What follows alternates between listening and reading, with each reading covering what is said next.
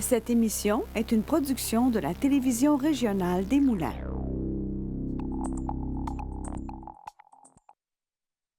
Aujourd'hui au bulletin, le maire de Repentigny fait son entrée sur le conseil d'administration d'Exo. Une nouvelle émission débarque sur les ondes de TVRM. Et la chronique environnement avec Elisabeth Nadeau. Je suis Charles Lantier et bienvenue à votre bulletin d'actualité régionale.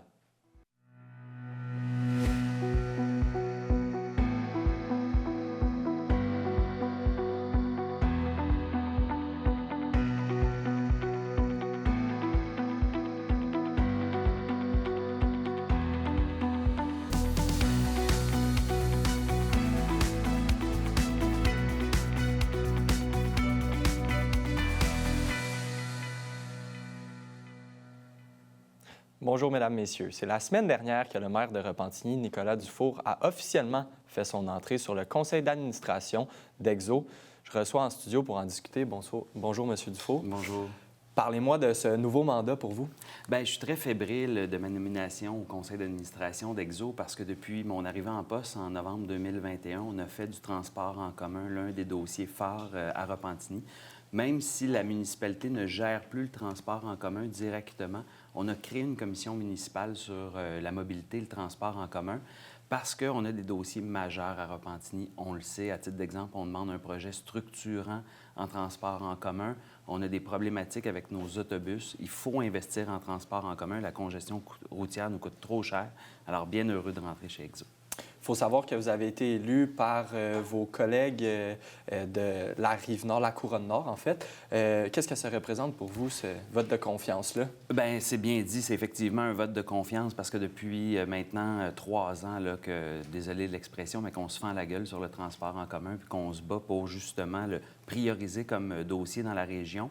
Et je sais que mes collègues maires sont aussi très mobilisés là, par le dossier du transport en commun. Pas plus tard qu'il y a 2-3 semaines, là, plusieurs maires sont montés à Québec pour revendiquer des investissements supplémentaires sur la Couronne-Nord, là, qui est vraiment déficitaire en matière de transport en commun. Donc, j'ai vu ça comme une belle marque de confiance de mes collègues là, à mon endroit de me nommer là, pour les représenter à Exo. Quelles seront vos priorités à vous? Bien, moi, mes priorités, c'est premièrement de voir à l'avenir du train de l'Est. On sait qu'on a des défis avec parce qu'il y a une portion là, du transit qui se fait par des lignes là, du CN. Donc, on ne peut pas avoir une augmentation du terme d'achalandage. Donc, quel est son avenir? Ça, c'est un premier dossier qui me préoccupe. Aussi, de s'assurer d'avoir un opérateur qui est efficace et qui optimise ses dépenses. Exo, là, juste vous donner un exemple, c'est 20 de coûts de moins que les opérateurs de transport en commun dans la grande région de Montréal. Mais je veux pareil m'assurer que chaque dollar qu'on investit au nom des citoyens est bien dépensé. Donc ça va être une de mes priorités. Puis bien sûr, de s'assurer qu'il y ait un développement de l'offre de transport en commun sur la Couronne-Nord, particulièrement dans la MRC de l'Assomption, là, qui a trop longtemps été oubliée. J'ai pu en discuter avec le maire de l'Assomption, d'ailleurs, la semaine dernière, en fait. Quelle est votre vision du futur? J'imagine que vous voulez communiquer ensemble et communiquer avec le gouvernement en place aussi. Oui, bien c'est sûr que le gouvernement du Québec est un partenaire très important dans le dossier du transport en commun parce que, premièrement, c'est eux qui font les investissements à 100 dans les infrastructures en transport en commun et c'est eux qui prennent des décisions qui nous impactent parce que j'entendais dernièrement encore la ministre Guilbeault du transport en commun, du transport, malheureusement moins du transport en commun, mais Mme Guilbeault qui nous disait que ce sont les villes qui gèrent les opérateurs de transport en commun. C'est vrai pour Montréal, Laval, Longueuil, mais certainement pas pour la Couronne-Nord et la Couronne-Sud. Et quand le gouvernement du Québec, à titre d'exemple, décide de fermer le tunnel Mont-Royal où le train de l'Est passait pour permettre le REM de passer et que nous, ça nous a augmenté le temps de passage d'une demi-heure, rendant plus compétitif du tout le train de l'Est, bien, on voit là, que Québec a son rôle et son importance dans les décisions en transport. Donc, on va vouloir se faire entendre dans les prochains mois, les prochaines années. On le sait, la Couronne-Nord est un grand territoire, c'est en expansion.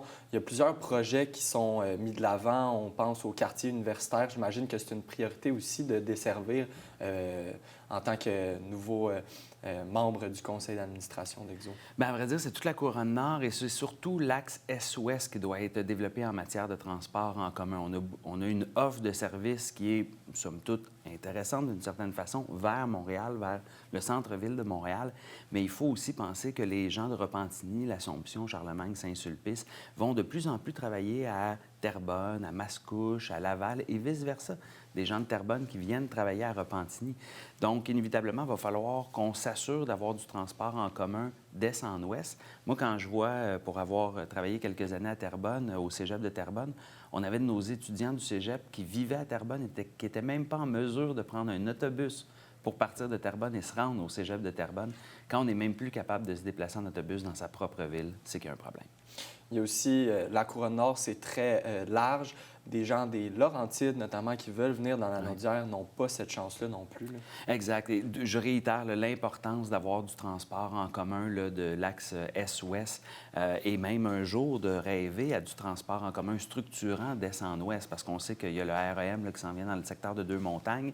Si Repentigny, Terrebonne, Mascouche ont enfin une ligne de transport avec un projet structurant intéressant, bien, pourquoi ne pas essayer de connecter à terme d'est en ouest le long de la 640, parce que les nouveaux pôles d'emploi, les nouveaux pôles institutionnels sont là. Vous avez aussi un vote de confiance de la part de la présidente du conseil d'administration d'Exo, Josée Bérubé, qui a mentionné que vous aviez un engagement en faveur du transport collectif et de la communauté de la Couronne-Nord. Ça fait quoi aussi de se sentir à sa place, j'imagine, au sein de ce conseil? Bien, c'est sûr que d'être reçu d'une aussi belle façon, c'est intéressant parce que ça démontre que depuis 3 ans, la Ville de Repentigny puis mon administration a priorisé le transport en commun, a mis l'épaule à la roue, ne s'est pas gêné pour défendre les besoins des usagers, mais aussi des citoyens de Repentigny. Donc, je pense que c'est dans la mouvance où ça démontre que Repentigny et le chien de garde des usagers en transport en commun se bat pour obtenir du transport en commun. Alors, c'est un peu la consécration là, du travail qu'on fait depuis 3 ans. Merci beaucoup, M. Dufour, nouvellement membre du conseil d'administration d'Exo. Merci d'avoir été de passage avec nous en studio aujourd'hui. Merci beaucoup. Après la pause, on vous parle d'une nouvelle émission de TVRM réalisée par ses bénévoles.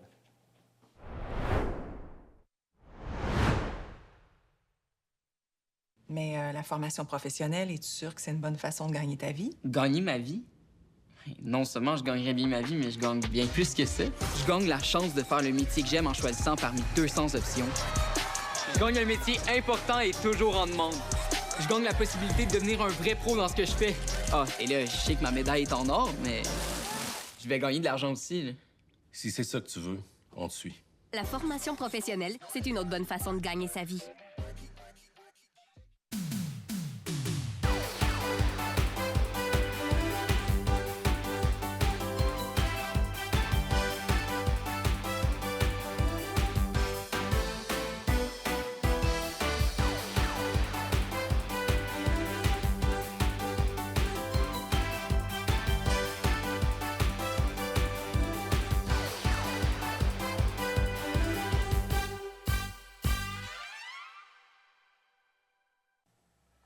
Cette semaine, à Vue d'ici, nous recevons le docteur Mathieu Moreau, médecin en médecine palliative. Ensemble, nous discutons de la demande anticipée d'aide médicale à mourir.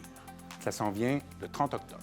Nous recevons également le directeur général de Tourisme Lanaudière, M. Denis Brochu. On fait ensemble un mini-bilan de la saison touristique dans Lanaudière.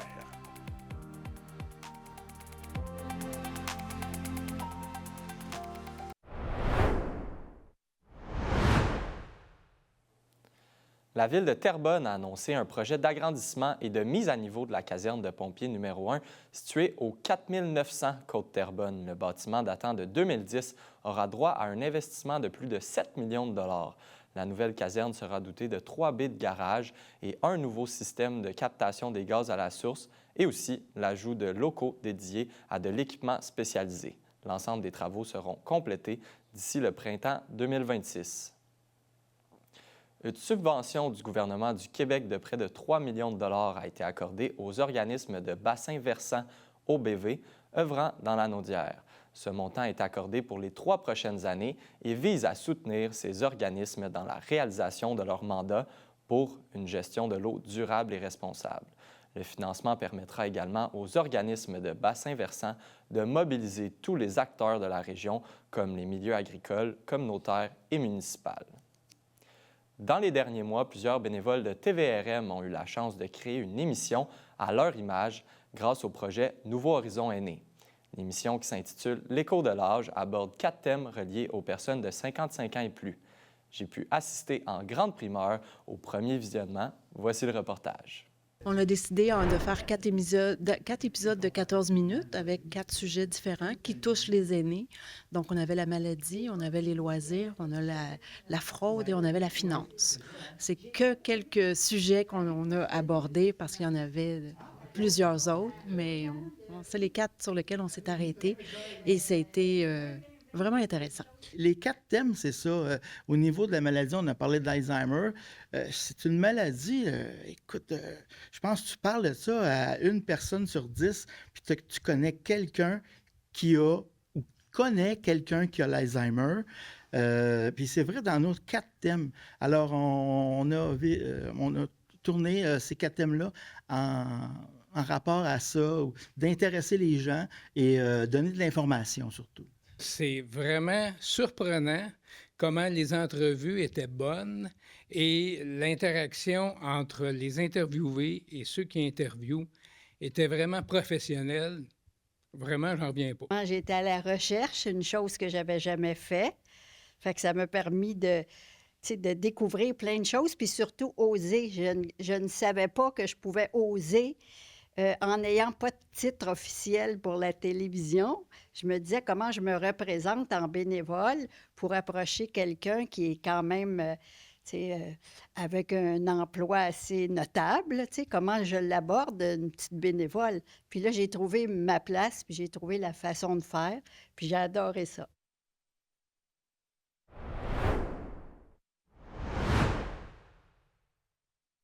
Rendez-vous sur le site de tvrm.ca. Consultez votre programmation, vos émissions et l'actualité dans l'anneau d'hier. Si vous désirez revoir ou si vous avez manqué un épisode, n'ayez crainte, toutes vos émissions se retrouvent sur votre site Internet. Devenez membre de TVRM, c'est contribuer au développement de sa mission et de sa communauté. Ne manquez pas votre bulletin en direct le mardi et le jeudi midi pour être informé de tout ce qui se passe dans votre région et plein d'autres émissions sur votre communauté. La télévision régionale des Moulins, pour voir et être vue.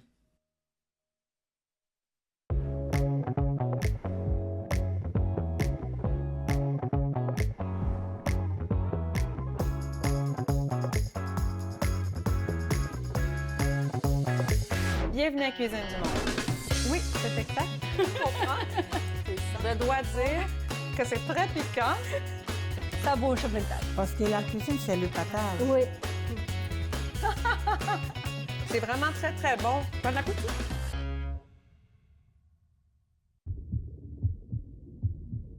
Vous savez, on commence jamais trop tôt à gérer ses finances. Hein, maman? Mon petit Marcel a hâte de sortir. Marcel? Je suis pas sûr que j'aime ça. Mais ce qui est sûr, c'est que je vais être solide financièrement! Respire, man. Budget, réel, crédit, ça s'apprend. Ben, moi je sors d'ici. Hop là! Il n'y a pas d'âge pour s'intéresser à ses finances. Bien comprendre vos finances, c'est dans votre intérêt. T'as changé. Oui, j'ai coupé mes pointes. Non, je veux dire, t'as changé ton vieux climatiseur pour une thermopompe? Ah oui, j'ai profité du programme Logivert d'Hydro-Québec. Puis avec l'automne qui arrive, je change de mode pour le chauffage. Et sais-tu combien tu vas économiser? T'as bien fait de changer. Changer pour que l'amour arrive. Économisez argent et énergie avec le nouveau programme Logivert d'Hydro-Québec. Découvrez toutes les aides financières offertes par le programme.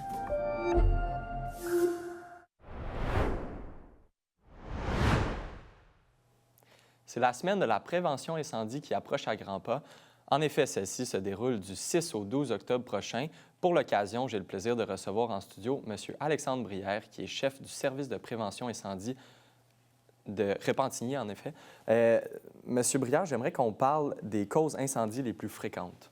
Bien, sur notre territoire, les causes d'incendie les plus fréquentes, c'est relié à la cuisine, à l'espace extérieur dans l'habitation et ou au garage. Souvent, ce qui va se passer, si on prend la cuisine par exemple, c'est que les citoyens pourraient commencer un repas ou quelque chose à préparer Après ça, bien, dans la vie du quotidien, certaines distractions, on est dérangé, on oublie, on est préoccupé, finalement, début d'incendie. Pour ce qui est de l'extérieur de la maison, même si on a l'impression que la population générale est de moins en moins fumeur, une des deuxièmes causes à Repentigny, c'est les articles de fumeurs. C'est des mégots de cigarettes qui sont éteints dans les plates-bandes, dans les fleurs, le paillis de jardin, souvent le paillis de cèdre. C'est la deuxième cause à Repentigny. Puis après ça, bien, c'est les garages attachés à la résidence. Les gens ont tendance à accumuler des choses dans un garage en pensant que c'est un entrepôt. Le risque incendie se développe, fil électrique, rallonge, chauffage. Et le garage attaché à la maison est la troisième cause des incendies à Repentigny. Quel conseil vous donnez aux gens? Bien, le premier conseil, c'est d'avoir à chaque étage un avertisseur de fumée fonctionnel au plafond de moins de 10 ans. C'est la meilleure manière d'être protégé. Si jamais un incendie se déclarait, c'est obligatoire depuis plus de 40 ans.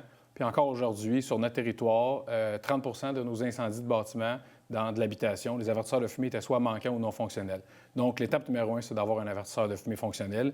Étape numéro 2, si on fait à manger, on utilise des minuteries. Aujourd'hui, sur les téléphones intelligents, il y a toutes ces options-là. Donc, on s'assure, même si on avait une distraction, de ne pas oublier ce qui est sur la cuisinière. Puis, on reste prudent avec notre garage à notre maison. C'est pas un atelier mécanique, puis c'est pas un entrepôt. On s'assure de demeurer sécuritaire. Est-ce que dans les dernières années, vous remarquez une amélioration avec la prévention qui est faite à chaque année? Depuis plusieurs années, on remarque une amélioration à plusieurs niveaux. C'est-à-dire que depuis 2015, le service incendie à Repentigny est devenu un service permanent avec des pompiers en caserne 24 heures sur 24, 7 jours semaine. Donc, l'idée, c'est de dire, si jamais il arrivait un événement, bon, mais l'avertisseur de fumée que vous avez vérifié, remplacé, lui, il va le détecter, donc il va sonner. Vous allez être avisé plus rapidement. Comme on en aura discuté dans diverses activités qu'on fait à Repentigny, bien, vous allez faire le 911 plus rapidement. Les pompiers qui sont en caserne sont déjà présents, vont arriver plus rapidement. Donc, toutes ces étapes-là plus rapides fait qu'à l'arrivée des pompiers, bien, on parle d'un incendie qui est plus petit, qui est moins important parce qu'un incendie double d'ampleur à chaque minute. Donc, si on est en mesure de raccourcir ce temps-là, bien, à ce moment-là, on arrive dans un incendie mineur, on l'éteint plus rapidement, moins de dommages, puis ça a beaucoup moins d'impact sur la population générale. J'imagine qu'il y a des activités aussi qui sont reliées à cette semaine-là. D'ailleurs, il y a une activité le 22 septembre dernier qui a eu lieu. Parlez-moi un petit peu de cette activité-là. Bien oui, en fait, c'est qu'on dilue nos activités sur 4 semaines pour en faire le plus possible. Et on termine avec la semaine de la prévention des incendies. Mais le 22 septembre dernier a eu lieu la journée porte ouverte à la caserne 50 sur la rue Valmont à Repentigny. Durant cette journée-là, les citoyens, on a reçu 4 500 personnes. Les citoyens ont pu visiter la caserne, ont pu poser leurs questions aux pompiers sur les différents métiers, les différentes tâches, ont rencontré l'équipe de prévention afin de recevoir des conseils de prévention. On a même eu cette année une nouveauté où les gens peuvent faire des tours de camion. Donc, les familles embarquaient dans des véhicules d'intervention, faisaient un petit tour sur un circuit fermé. À ce moment-là, il y avait un échange privilégié avec le pompier sur qu'est-ce que fait un pompier dans sa journée. Et il y avait toujours kiosque de maquillage. M. Poff était venu avec nous. On avait le dîner gratuit grâce aussi de M. Fogarty présent sur le site. Pour vous, j'imagine que c'est une belle réaction du public. C'est encourageant, là, de votre côté. Vraiment, parce qu'on travaille là-dessus. À environ 6 à 7 mois, on commence à travailler sur cet événement-là avant la tenue. Puis on espère toujours que les gens répondent présents. La dernière porte ouverte avait eu lieu en 2022. Il y avait eu de la pluie cette journée-là. On ne contrôle pas ça. Ça a été une version plus petite. Donc, on avait hâte de rencontrer, de revoir nos citoyens. Puis tout le monde a répondu à l'appel. Tout le monde était de bonne humeur. Ça a été vraiment une belle journée. Puis, qu'est-ce qui est à venir, dans le fond, dans les prochaines semaines de votre côté? Les 2 prochaines activités à venir, c'est le 5 et le 12 octobre prochain, les 2 prochains samedis. Ce samedi, le 5 octobre, on va faire 3 kiosques de prévention où les gens pourront venir nous rencontrer dans les métros. Donc, métro Fogarty à Charlemagne, métro Marquis à Repentigny et métro L'Épiphanie à l'Épiphanie. Le 12 octobre, c'est la même activité qui se répète, mais on va aller dans les RONA. Donc, RONA Charlemagne, RONA Repentigny, puis on ajoute le Canadian Tower dans la semaine de prévention pour rencontrer les gens, répondre à leurs questions. Puis, dans ces établissements-là, ils pourront se procurer au besoin un avertisseur de fumée extincteur portatif ou un avertisseur monoxyde. Donc, les gens vont vraiment avoir un accès privilégié aux pompiers là, dans ces activités-là? Exactement. On va être présent sur place de 10h à 15h le 5 et le 12 octobre prochain. Parfait. Bien, merci beaucoup pour votre temps. Puis, je vous souhaite une bonne semaine de prévention. Merci à vous. Bonne journée.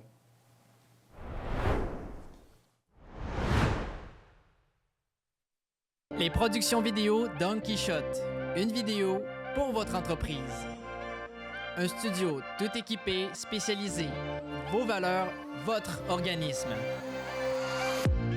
Nous avons aussi le service de drone qui vous permettra de prendre des plans de vue les plus spectaculaires. Ainsi que notre service de streaming web pour prendre vos directs. Rapide, unique Don Quichotte. Créons ensemble la vidéo qu'il vous faut. Fibre est de retour pour une deuxième saison. Chaque semaine, j'aurai l'opportunité de m'entretenir avec des entrepreneurs qui possèdent tous des parcours différents. On découvrira ensemble les diverses facettes de leur personnalité, leur motivation, les défis et bien sûr la passion qu'ils ont pour l'entrepreneuriat. Une nouvelle saison avec une nouveauté cette année, Fibre Extra, 8 entrevues avec des spécialistes sur le financement, le droit des affaires, les assurances et bien d'autres sujets afin de bien vous outiller. C'est ici même sur MaTV Lanaudière. Mais la formation professionnelle, es-tu sûr que c'est une bonne façon de gagner ta vie? Gagner ma vie? Non seulement je gagnerais bien ma vie, mais je gagne bien plus que ça. Je gagne la chance de faire le métier que j'aime en choisissant parmi 200 options. Je gagne un métier important et toujours en demande. Je gagne la possibilité de devenir un vrai pro dans ce que je fais. Ah, et là, je sais que ma médaille est en or, mais je vais gagner de l'argent aussi, là. Si c'est ça que tu veux, on te suit. La formation professionnelle, c'est une autre bonne façon de gagner sa vie.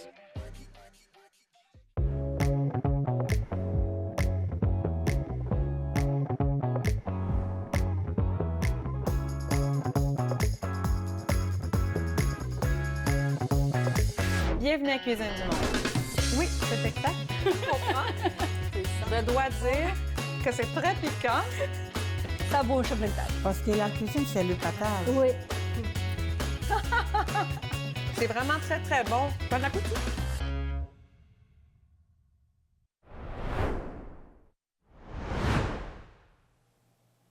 C'est le 1er octobre dernier qu'avait lieu la remise des prix du concours Ton Aventure organisé par le Comité régional pour la valorisation de l'éducation. Pour l'occasion, partenaires et lauréats étaient réunis à la Caisse Desjardins Pierre-Legardeur pour cette 6e édition. Plus de 8 000 $ en prix ont été distribués parmi les 11 jeunes.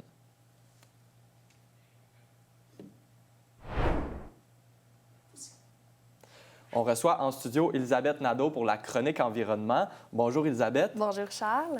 Aujourd'hui, le thème, c'est les impacts de la surconsommation sur l'environnement. Je t'écoute à ce sujet. Oui, donc on va commencer avec le constat de départ. Là, on ne va pas se le cacher, on est dans une société vraiment de surconsommation basée sur la consommation de biens neufs. Là, qu'on parle d'électroménager, de vêtements, de meubles, on ne va pas cesser d'en produire une très grande quantité, un peu n'importe quoi qu'on pense avoir besoin. Qu'est-ce qui nous pousse à produire autant de choses et en acheter autant, en fait? Bien, je pense qu'on se crée des besoins fictifs selon les modes, les nouveautés. On veut le nouveau frigo avec l'écran qui va pouvoir contenir notre agenda et tout. Donc, on accumule des biens inutiles. Puis ça, c'est un cercle continu. Donc, on a besoin d'un marché pour créer des emplois. L'emploi, on va avoir un salaire, on va consommer. Donc, il va y avoir une croissance économique et ça revient parce qu'on a le luxe de pouvoir consommer plus et donc ça revient à l'offre et la demande du marché. Il y a des impacts néfastes reliés à tout ça, en fait? Oui, effectivement. Donc, j'ai dressé un portrait un peu qu'est-ce qui se passe avec la surconsommation sur l'environnement. C'est surtout la production qui va créer beaucoup d'impacts néfastes. Donc, premièrement, l'extraction des matières premières, l'exploitation des ressources naturelles. Donc, la production va toujours commencer par l'extraction des matières premières. Donc, on peut parler de la déforestation. On va épuiser nos ressources naturelles. On va détruire les habitats naturels, donc la faune, la flore. On va entraîner aussi la dégradation des sols, des écosystèmes. Donc, il n'y a rien de bon là-dedans. Puis, on épuise peu à peu nos ressources, comme j'ai dit. Il y en a qui sont renouvelables, il y en a qui ne sont pas. Donc, il faut voir quand on achète quelque chose, qu'est-ce qu'on utilise, en fait, comme ressources. Il y a aussi la consommation d'énergie. Donc, chaque étape de la fabrication des matières, on va aller avec un assemblage pour avoir le produit fini. Donc, ça va nécessiter une grande consommation d'énergie, en fait, surtout des sources fossiles comme charbon, pétrole, du gaz. Donc, ces gaz-là vont être libérés dans l'atmosphère, va créer un réchauffement climatique. Sinon, l'utilisation de l'eau. On parle maintenant des vêtements de coton qui vont nécessiter une quantité massive d'eau quand même. Si, mettons, je te donne un exemple, pour produire un seul jeans, on pourrait parler de 10 000 litres d'eau. Donc, c'est vraiment gros pour une seule consommation, une seule personne. Donc, justement, cette utilisation intensive-là épuise nos ressources hydriques. Et il y a aussi la pollution des usines. Les industries vont libérer des polluants dans l'air, dans l'eau, que ce soit quand ils rejettent des teintures chimiques, des microplastiques dans les rivières, les océans, ils font pas exprès, mais c'est ça qui arrive. Ça va être néfaste pour les écosystèmes aquatiques.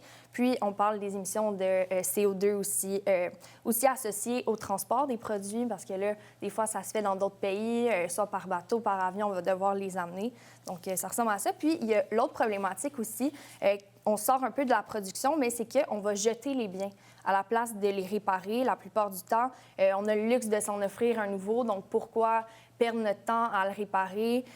Donc, ça fait une grande production de déchets. Là, on peut parler de meubles qui auraient pu être restaurés, des composantes électroniques. On va changer tout de suite d'appareil.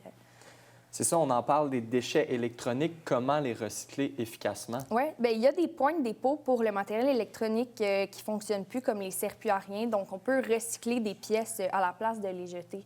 Est-ce qu'ils sont faciles d'accès? Oui, dans la Naudière, on parle de plus de 24 points de dépôt, que ce soit des éco-centres, des succursales comme Bureau en gros, des bacs de récupération comme Electrobac. Il y a un site Internet qu'on peut aller visiter. Ça s'appelle Recycler mes électroniques, puis voir les points de dépôt alentour de nous. Donc, c'est facile à aller déposer. Sinon, on parle aussi de l'achat seconde main qui peut être une bonne solution. Donc, de plus en plus, les friperies font surface avec les renaissances, les villages des valeurs. Il y a des centres de dons, des initiatives comme Marketplace. Pas mal tout le monde a les réseaux sociaux, Facebook. C'est facile de pouvoir vendre ou aller acheter un produit. Ou des friperies communautaires comme dans les églises qui peuvent servir aussi à des gens plus démunis. Voilà. Est-ce que, dans le fond, on parle d'achat de seconde main?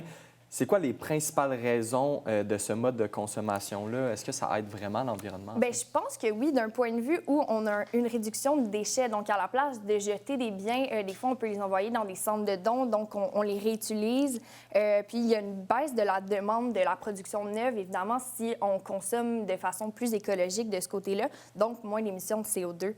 Mais il y a aussi des désavantages. Des fois, les gens ils disent « Ah, bien, on ne va pas acheter usagé, l'objet va être plus usé, va durer moins longtemps. » Mais il faut se dire que c'est moins cher, ça va aider l'environnement, ça va nous servir quand même, puis l'objet peut être souvent restauré. Rapidement, en 10 secondes, des conseils pour nos téléspectateurs? Bien, je pense que de visiter des friperies ou explorer des achats à seconde main, ça peut toujours être une bonne option pour réduire, dans le fond, notre consommation. Parfait. Merci beaucoup, Élisabeth, Bien, d'avoir été de toi. passage. Au plaisir de se retrouver pour une autre chronique environnement. Oui, merci.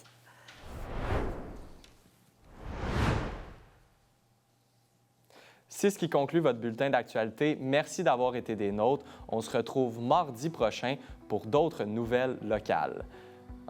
Suivez-nous puisque c'est Fibre qui suit avec Pierre Berthiaume. À bientôt.